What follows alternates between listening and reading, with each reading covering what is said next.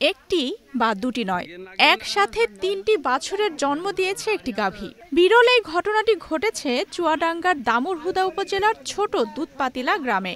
সাধারণত একটি গাভী একবার একটি বাছুরের জন্ম দেয়, কখনো বা বিরল ক্ষেত্রে দুটি বাছুরও হতে পারে।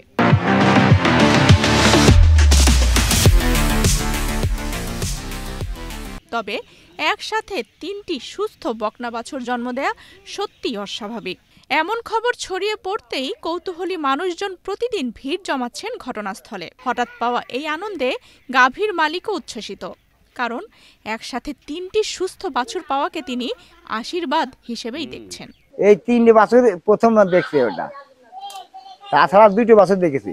৩টে বাছুর হওয়া শুনে একের পর এক মানুষ ভিড় জমাচ্ছে, এলাকাবাসীও আসছে, অন্য গ্রামে তো আসছে, এসে এসে সবাই দেখছে, সবাই খুশি, আমরাও খুশি, আলহামদুলিল্লাহ। দুধপাতিলা গ্রামের বাসিন্দা আতিয়ার রহমানের স্ত্রী মর্জিনা আক্তারের ছিল ২টি এঁড়ে গরু।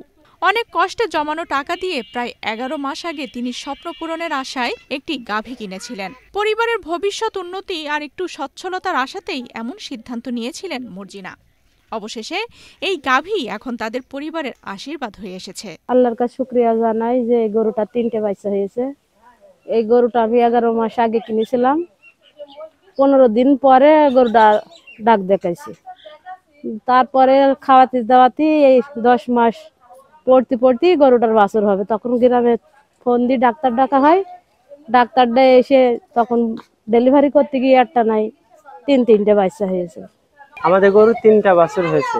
সাধারণত একটা গরুর একটা বাছুরই হয়, কোনো কোনো ক্ষেত্রে 2টা বাছুর দেখা যায়, কিন্তু আমাদের 3টা বাছুর হয়েছে।